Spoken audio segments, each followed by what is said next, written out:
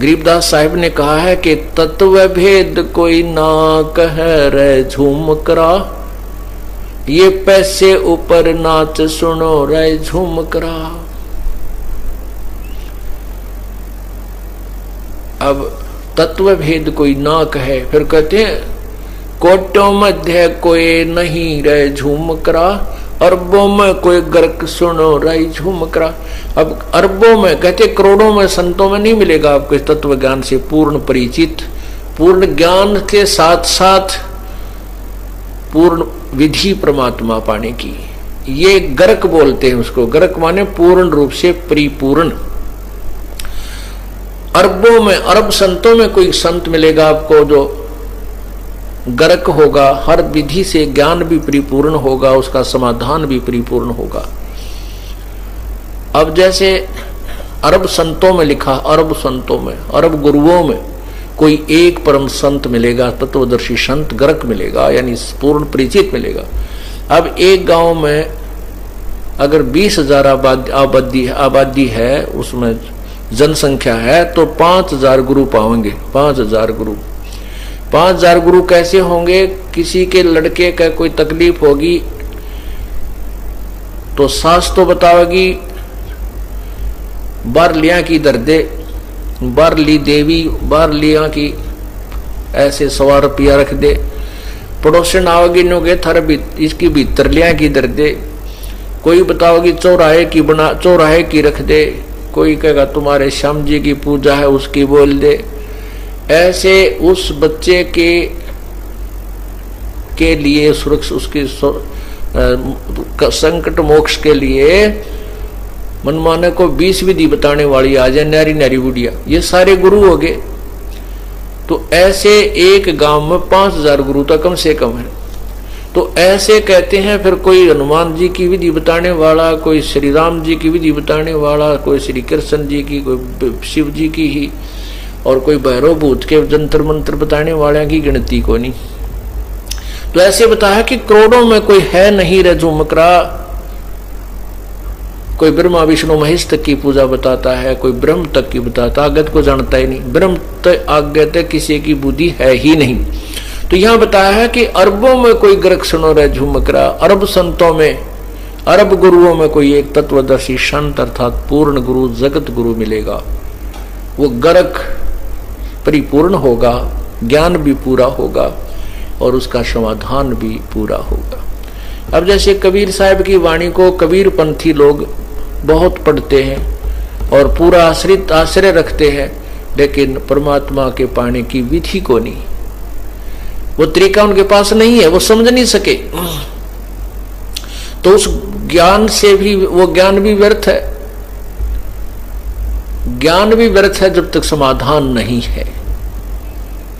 तो इसलिए आपको ज्ञान हो गया कि आपका भयंकर बीमारी है और औषधि है नहीं, तो उस ज्ञान का क्या बने? वो तो डॉक्टर चाहिए, जो जड़ी वैद्य चाहिए, जो जड़ी बना कर रख रखी है, वो जड़ी देगा तो ठीक हो जाएगा। इस प्रकार बताया है। कहते हैं अब अपने अपने हिसाब से सब साधना करते हैं,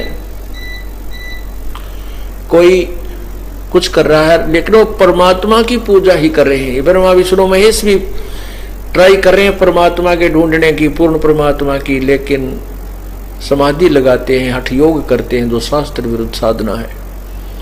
विष्णु पुराण में लिखा है कि विष्णु जी ने एक बार 12,000 वर्ष तक तप किया, हठ योग किया। शिव पुराण में लिखा है शिव जी ने 88,000 वर्ष तक हठ योग किया, जो सब शास्त्रों में मना किया है कि तप करने से मोक्ष नहीं है। तप से राज मद मानम, जन्म तीसरे शुक्र समानम, ये प्रतिफल है तप करने का। तो क्या बताते हैं?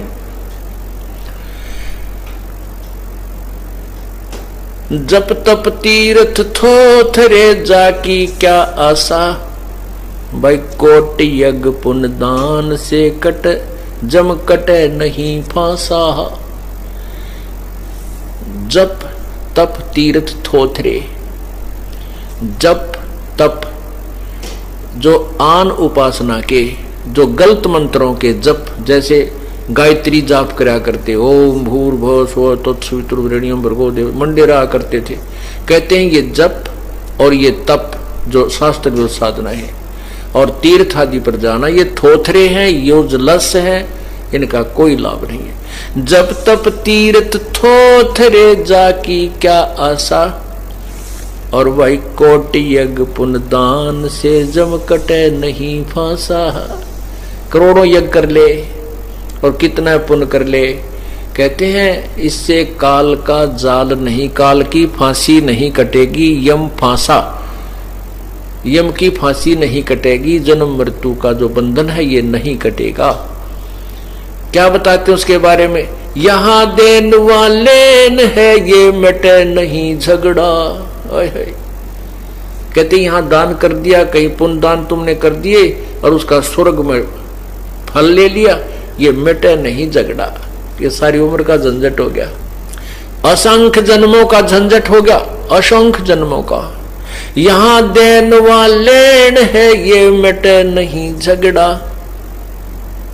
वो बिना पंथ की बाट है पावे को दगड़ा। कौन सी? सतलोक में जो हम जाएंगे वो बिना पंथ रास्ता नहीं है उसको, जैसे अभी तक हम बताते आए हैं। क्योंकि जैसे मूल कमल में गणेश जी, स्वाद चक्र में सावित्री ब्रह्मा जी, नाभि कमल में विष्णु और लक्ष्मी जी, हृदय कमल में शिव और पार्वती जी, कंठ कमल में दुर्गा जी प्रकृति देवी, और फिर ऊपर सहस्रार कमल में ज्योति निरंजन जी। तो त्रिकुटी कमल में एक परमात्मा, वो एक कॉमन स्थान है जिसमें जहां जिस लोक में जिसको जाना है, जिस देव के, वो त्रिकुटी से जा जाता है। तो त्रिकुटी से आगे कोई नहीं जानता, यहां तक तो दगड़ा है, रास्ता है, इसका पता है। कहते वो वहां से फिर आगे सतलोक को जो जाना है वो इस विधि तुम्हें उसका पता है को नहीं। तो क्या बता रहे हैं गरीबदास साहिब जी, भगवान की महिमा बता रहे हैं कि वो बिना पंथ की बाट है, बाट माने वो सफर बगैर रास्ते का है, उसका तुम्हें ज्ञान नहीं। पावे को दगड़ा, उस रास्ते को, उस मार्ग को कौन प्राप्त कर सकता है। फिर बताते हैं अगर दान भी तुमने देना है, बिन इच्छा जो देत है सो दान कहावे, और फल चावे नहीं तास का वो अमरापुर जावे। इच्छा रूपी भक्ति कराही सो सुख सागर जावत नाही। अब जैसे आप कोई, अब हम भी आपसे पुण्य कराते हैं, धर्म कराते हैं, यज्ञ करवाते हैं, पाठ करवाते हैं, दान करवाते हैं, तो ये दान आवश्यक है। जैसे खेत में बीज दिया और खाद पानी डाला नहीं, तो बीज जो बीज दिया उसमें खाद पानी, नाम तो बीज है, खाद और पानी जल, ये धर्म, ये पुण्य है, यज्ञ है, ये भी आवश्यक है। और जैसे अभी आपको बताया कि वो यहाँ देन वहां लेन है, ये मिटे नहीं झगड़ा। अब जैसे ही वो तो यहाँ से पुण्य आपने किया है कॉमनली, बगैर किसी प्रॉपर वे से, तो लाभ उसका भी मिलता है। जैसे आप पक्षियों को दाने डाल देते हो, चींटियों को डाल देते हो, जैसे पिंडदान कराते हैं, मछलियां कुछ दाने खा लेती, वो उनका थोड़ा बहुत पुण्य आपको अवश्य मिलता है, लेकिन वो पुण्य भी यूजलेस है। जैसे खेत में पानी डाल दे दिया और बीज बोया नहीं, तो उसमें घास उगा होगा, और वो घास केवल पशुओं का चारा है, मनुष्यों का नहीं है। ऐसे जो दान आप वैसे करते हो, और फिर वही खाद पानी डाल रहे उसमें गेहूं का बीज के, तो फिर दोनों काम हो, पशुओं का चारा भी बने, वो भूसा बने उसमें तूड़ा, और गेहूं भी मिले। तो ऐसे ही ये मोक्ष मार्ग जो ये दास आपको बता रहा है, इस विधि से किया हुआ पुण्य और दान आपको दोनों लाभ देगा। और इसमें क्या बताते हैं, जो इच्छा बिन इच्छा जो देते, जैसे आपने कोई तकलीफ बताई, दुख बताया, और उसका समाधान बता दिया जाता है कि आप एक ज्योत बोल दो। ज्योति का क्या अर्थ होता? हवन। आपने हवन वही मान रखा है कि एक कुंड में लकड़ियां डालकर, ऊपर घी डालकर स्वाहा स्वाहा ये वेद के कोई मंत्र बोलते रहे। अग्नि घी को प्रज्वलित कर देना, ये हवन यज्ञ है। मंत्र बोलने का ज्ञान यज्ञ का फल है।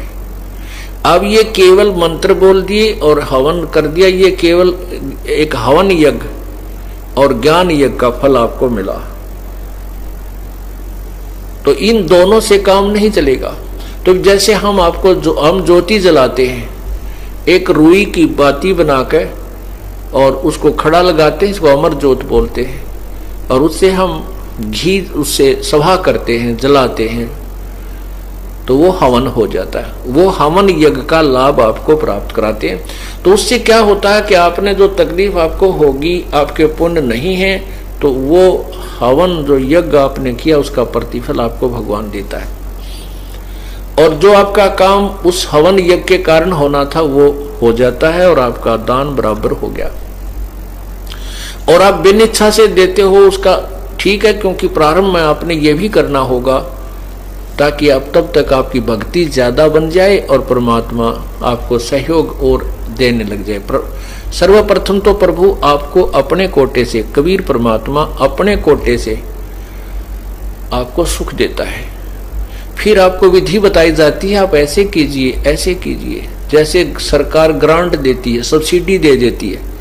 अब सब्सिडी इसलिए देती है कि ये अपने पैरों पर खड़ा हो जाए, अपना धंधा कर ले, अपना घर बसा ले, ये कुछ अपने जो निर्धनता को दूर कर ले। और वो कुछ करता नहीं है, उस सब्सिडी ने लेकर खा पी कर अपना दारू तुप्पा पी कर बर्बाद कर देता है, वो ज्यों का त्यों रह जाता है, वो बराबर हो जाता है।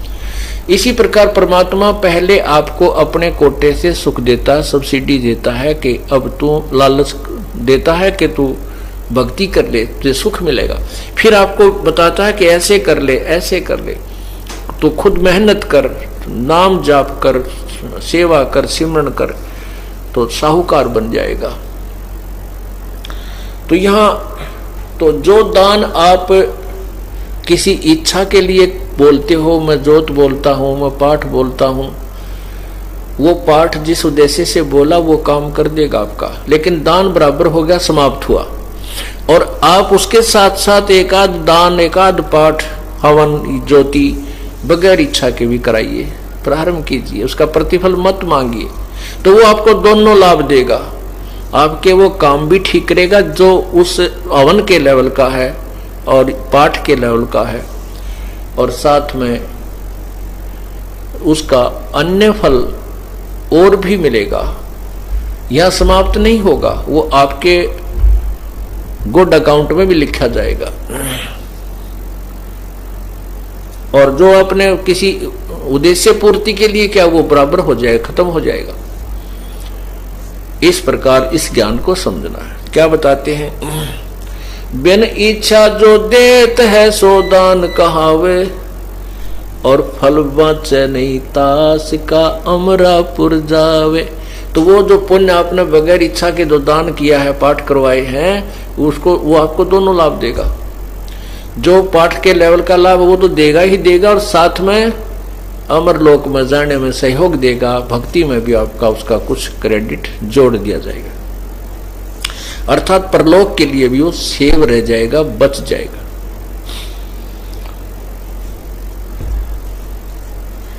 फिर क्या बताते हैं? सकल दीप नौ खंड के क्षत्रिय जिन जीते, सो तो पद में ना मिले विद्या गुण चीते। जैसे हम महिमा गाते थे, परशुराम जी भगवान विष्णु के अवतार हैं, और उन्होंने पृथ्वी के सभी क्षत्रियों को मार डाला था, काट दिया था। कहते हैं वो भी परमात्मा नहीं पा सके जो इतने बलवान थे, और ये पाप इकट्ठे कर लिया, चौधरी बना के भेज दिया, अवतार बना के भेज दिया काल ने, और यह ड्यूटी दे दी मानस मारन की। पहले न्यू कहे अवतार था। अब जितने भी उसने ये क्षत्रिय मारे हैं उसके बैड अकाउंट में लिखे गए परशुराम जी के, और कोई पुण्य किया होगा, कोई धर्म किया, वो उसके गुड अकाउंट में।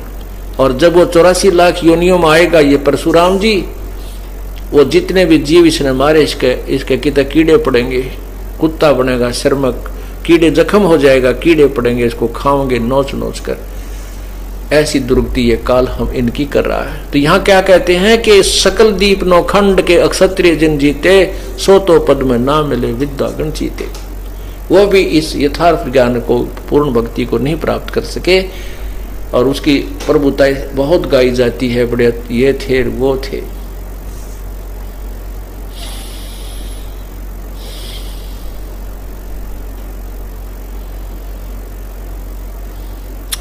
सुर नर मुनिजन से वही सनकादिक से ध्यावे, शेष सेंस मुख रटत है जा कपार ना पावे।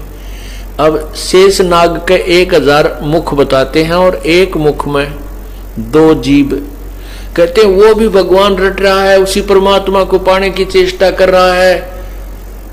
तुम तो एक गायत्री जाप को, ओम जाप गेल ला के कर रहे हो। पहले तो ये शास्त्र विरुद्ध हो गया, क्योंकि गायत्री मंत्र नहीं है, ये यजुर्वेद अध्याय नंबर 36 का 3रा मंत्र है।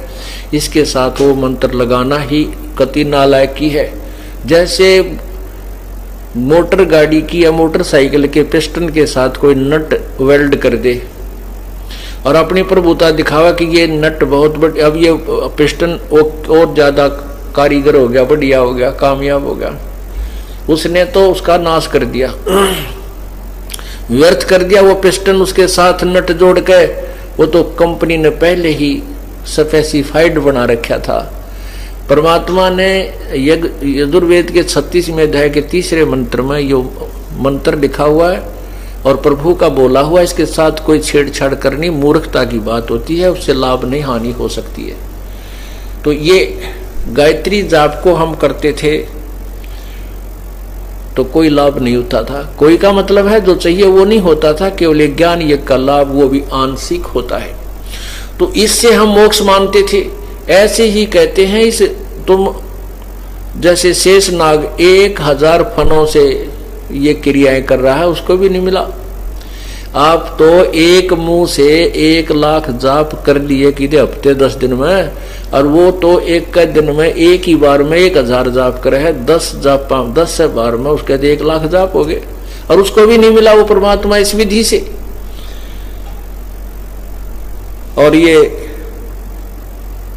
सुर नर मुनि जन सेव ही सनकादिक ध्यावे। सुर नर मुनि जन, सुर देवता, मुनि ऋषि, नर जो धार्मिक लोग हैं, ये सब पूज रहे हैं परमात्मा परमात्मा पूर्ण परमात्मा करके।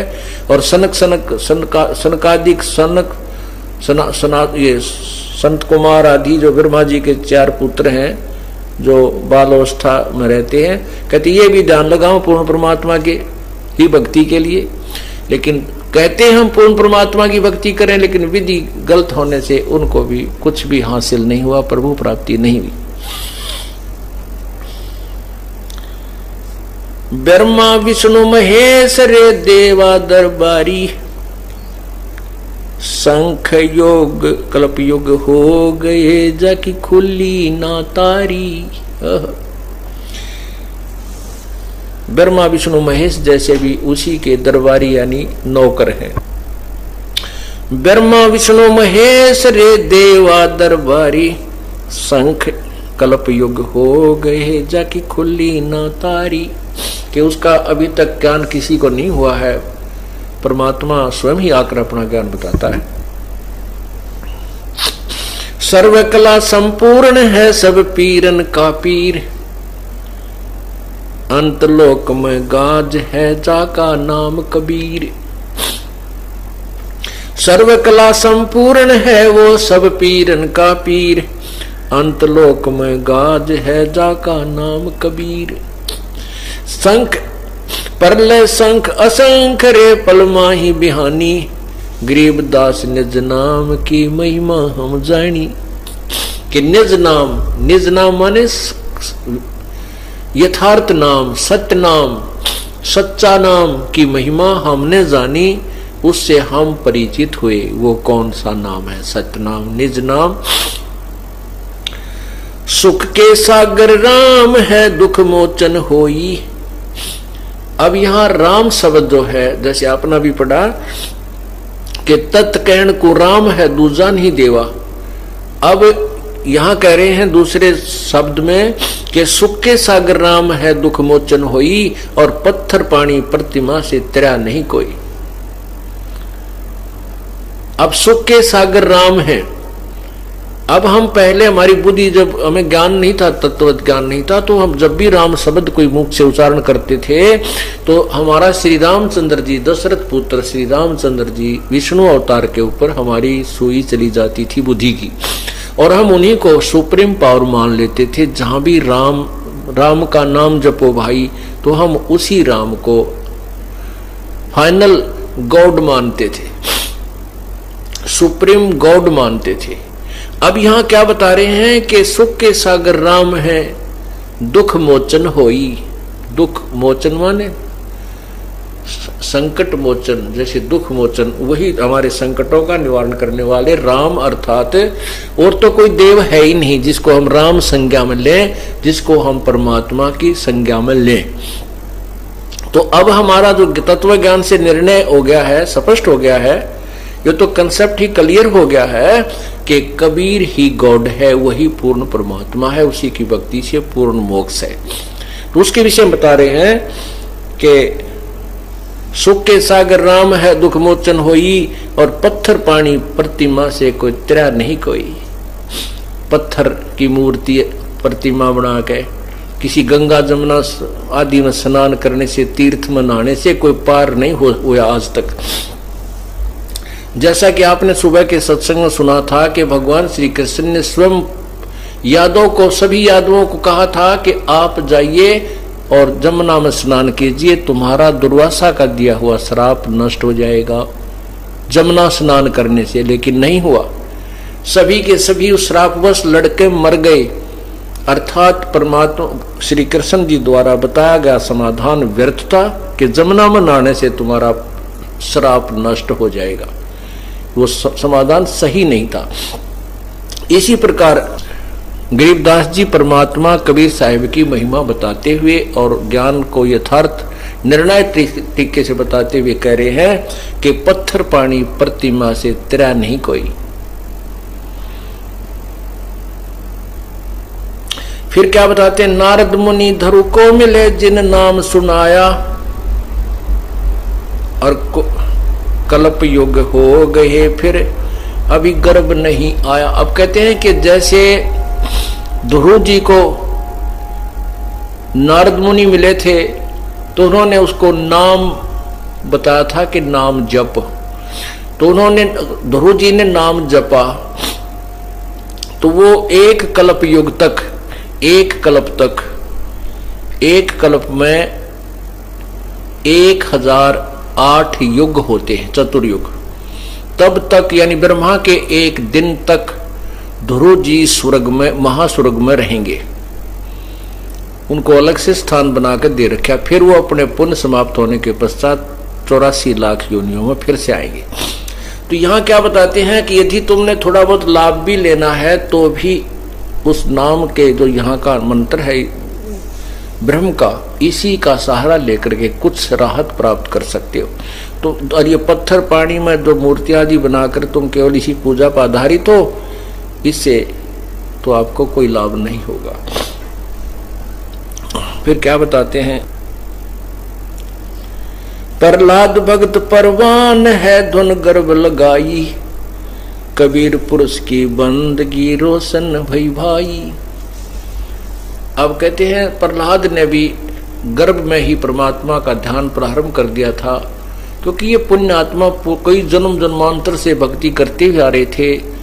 विष्णु पुराण में लिखा है कि ध्रुव को विष्णु जी कह रहे हैं कि ध्रुव ये तेरी इसी जन्म, ध्रुव को नारद जी कह रहे हैं कि ये तेरी इस जन्म की कमाई नहीं, तू पहले भी प्रभु का भक्त था। ऐसे ही जो विष्णु रूप में प्रकट हुए थे प्रभु, अपनात्मा, ये तत्व ज्ञान है। जब ध्रुव को किसने दर्शन दिए थे, ये पूर्ण परमात्मा ने दिए थे। पूर्ण परमात्मा ने विष्णु रूप धार के उसको दर्शन दिए थे, क्योंकि वो विष्णु की ही साधना मानकर जाप कर रहा था। तो जिस भी कहते तीनों लोकों में प्रवेश करके सबका धारण पोषण वही पूर्ण परमात्मा ही करता है। जो भी जिसकी साधना कर रहा है जैसे, तो उसका फल भी वो प्रभु ही प्रदान करता है। तो विष्णु पुराण में कहा कि ध्रुव तू पिछले जन्म कई जन्मों से तू मेरी भक्ति करता हुआ आ रहा है, और जब विष्णु जी के रूप में पूर्ण परमात्मा प्रकट होकर ध्रुव को मिले, ध्रुव ने क्या मांगा? राज मांगा। अब देखो, अंधा आंख मांगता है, निर्धन धन मांगता है, और निसंतान केवल संतान ही मांगता रहता है। अब ध्रुव का यह खटक लगी थी कि मुझे राज नहीं मिला, मैं राज प्राप्ति करूं, राज प्राप्ति करूं, मेरे भाई को राज मिल गया। तो भगवान ने कहा, रखे मांगा तो नहीं ये, अगर तू मोक्ष मांगता तो मुझे तुझे मोक्ष देता। इस प्रकार हमें अधूरे ज्ञान से, तत्व ज्ञान ना होने से हमने मांगना भी ना आता भगवान से। तो यहाँ क्या बता रहे हैं कि इसी प्रकार प्रहलाद भी कई जन्मों के जन्मांतरों से पुण्यात्मा की भक्ति करता हुआ आ रहा था। तो ऐसी पुण्यात्माओं का काम शीघ्र बन जाता है, या पिछले जन्म का जो संग्रह भजन था साथ में तुरंत और मिल जाता है, वो जल्दी उनसे रिजल्ट आने शुरू हो जाते हैं। तो यहाँ कहते हैं ध्रुव प्रहलाद ने भी माँ के गर्भ में ही प्रभु की याद अधिक बनी हुई थी। और फिर कहते हैं कबीर पुरुष की रोशनी बंदगी रोशन भई भाई। अब वो साधना भी प्रहलाद को क्या मिला?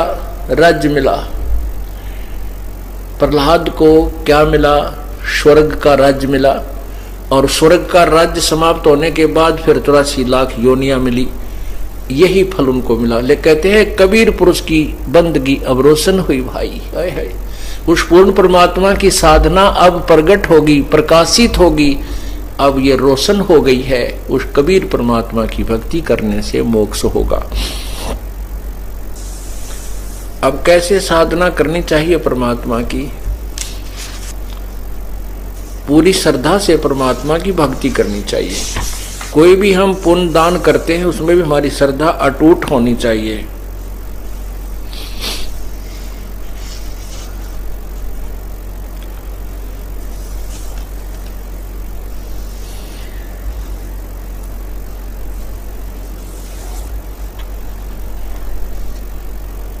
कहते हैं जिन हर जैसा सुमरिया ताको तैसा लाभ है। भाई ओसा प्यास न भाग ही जब तक धसे न आब। जिन्होंने जैसा भी परमात्मा को भजा है उसको वैसा लाभ अवश्य मिलेगा। अन्य जो साधनाएं आप कर रहे थे, जैसे भी आपने वर्णन सुना कि ब्रह्मा विष्णु महेश और दूसरे भी देव पूजा करते हैं और अन्य भी पूजा करते हैं। कोई एक दान करता है, कोई एक यज्ञ हवन करके राजी हो रहा है, प्रसन्न अपने आप को अपनी क्रियाओं को सही मान रहा है। कहते नहीं, हाँ ठीक है, जिन हर जैसा सुमरिया ताको तैसा लाभ। जैसा भी जिसने क्रियाएं प्रभु की हैं उतना लाभ अवश्य मिलेगा। लेकिन